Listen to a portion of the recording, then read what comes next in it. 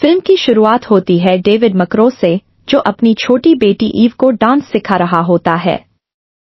यह एक खूबसूरत और शांत पल है। लेकिन जॉन विक यूनिवर्स में शांति ज्यादा देर तक नहीं टिकती। अचानक से ओयो करार कबीले के असासिन्स उनके कैसल पर हमला कर देते हैं।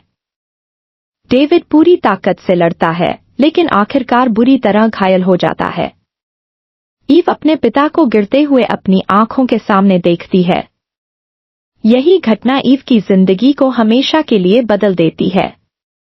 इसके बाद ईव की मुलाकात होती है विंस्टन से, जो न्यूयॉर्क के कॉन्टिनेंटल होटल का हेड है। विंस्टन उसे दो रास्तों के बारे में बताता है, एक आसान रास्ता जहां वह सब कुछ भूलकर एक सामान्य जिंदगी जी सकती है, और दूसरा कठिन रास्ता जहां उसे अपने पिता का बदला लेना होगा। ईव बिना हिचकिचाए कठिन रास्ता चुनती है। विंस्टन उसे रुस्का रोमा क्लैन के पास भेज देता है। वहां उसकी ट्रेनिंग शुरू होती है। डायरेक्टर और नोबी उसे डांस, सर्वाइवल, हथियारों का इस्तेमाल और छुपकर मारने की कला सिखाते हैं। दर्दनाक ट्रेनिंग सीक्वेंस में ईव खून से लथपथ पैरों के साथ डांस करती है, और यह पल सिंबॉलिक है। यह दिखाता है कि अब दर्द ही उसका असली हथियार बन चुका है। धीरे धीरे ईव एक घातक और खूबसूरत हत्यारी बन जाती है, द बैलरीना। ट्रेनिंग के बाद ईव को उसके पहले मिशन दिए जाते हैं। वह अमीर घरानों की रक्षा करती है, दुश्मनों को मार गिराती है और धीरे धीरे अपनी पीठ पर एंजल टैटू कमाती है। हर मिशन के साथ उसकी स्किल्स और भी खतरनाक होती जाती हैं। लेकिन एक मिशन के दौरान ईव को अपने दुश्मनों के शरीर पर वही क्रॉस मार्क दिखाई देता है जो उसने अपने पिता के हत्यारों पर देखा था। अब उसे यकीन हो जाता है कि उसके पिता का असली कातिल है चांसलर, जो ओयो करार क्लैन का सरगना है। डायरेक्टर ईव को रोकने की कोशिश करती है और उसे चेतावनी देती है कि चांसलर से टकराना मौत को बुलाने जैसा है। लेकिन ईव का जवाब साफ है, अगर मौत सामने है तो उससे भागना नहीं, लड़ना है। सच की तलाश ईव को कॉन्टिनेंटल होटल तक ले जाती है। यह वही जगह है जहां जॉन विक की कहानियां शुरू हुई थीं। होटल के अंदर सख्त नियम हैं, यहां खून खराबा मना है। ईव को यहां विंस्टन और शरोन की झलक भी मिलती है।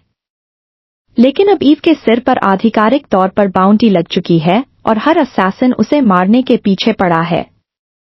ईव इस सफर में अपनी बड़ी बहन लाना से भी टकराती है। यह ट्विस्ट बहुत भावुक करने वाला है। दोनों बहनें थोड़े समय के लिए साथ आती हैं, लेकिन अचानक चांसलर द्वारा कराए गए बम धमाके में लाना मारी जाती है। ईव के लिए यह सबसे बड़ा झटका है।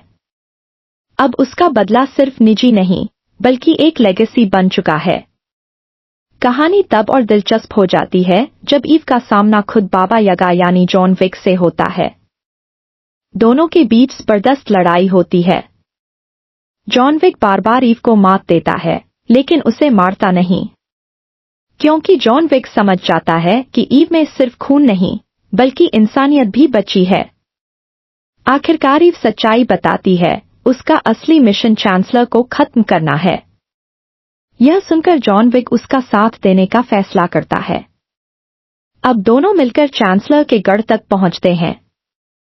चांसलर अपना सबसे खतरनाक बॉडीगार्ड डेक्स भेजता है, जिसके पास फ्लेम थ्रोअर है।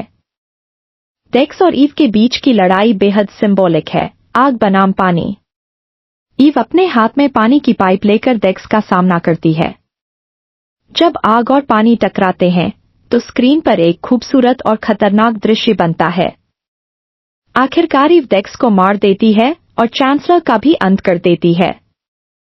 लेकिन कहानी यहां खत्म नहीं होती।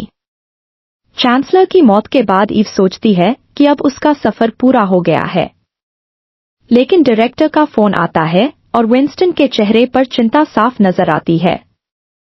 ईव के सिर पर 7 मिलियन यूरो की नई बाउंटी लग चुकी है, यानी उसकी जंग अब और भी खतरनाक होने वाली है। फिल्म के दौरान कई ईस्टर एग्स और रेफरेंसेस छिपे हैं।